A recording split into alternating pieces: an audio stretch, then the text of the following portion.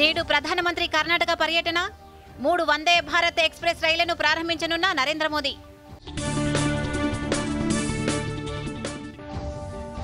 త్వరలో జరగనున్న Donald Trump, Putin భేటీని స్వాగతించిన భారత్.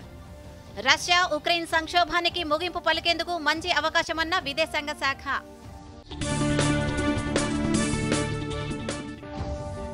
తెలంగాణలో భారీ పెట్టుబడులకు ముందుకొచ్చిన ఎన్టీపీసీ. సోలార్, వాయు విద్యుత్ రంగాల్లో 80,000 కోట్ల రూపాయల పెట్టుబడులకు సిద్ధమని వెల్లడి.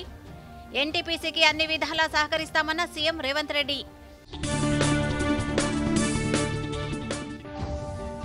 దేశంలో మొదటి యాన్యువల్ స్టెమ్ సెల్ బ్యాంకును హైదరాబాద్లో ప్రారంభించిన జితేందర్ సింగ్. పశువుల వ్యాధి నిర్ధారణ కిట్లను ఆవిష్కరించిన కేంద్ర మంత్రి.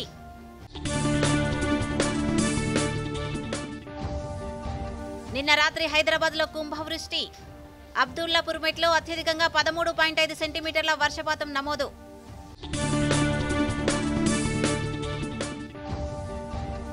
రాష్ట్రవ్యాప్తంగా నేడు భారీ వర్షాలు కురుస్తాయన్న వాతావరణ శాఖ. 13 జిల్లాలకు ఎల్లో అలర్ట్ జారీ.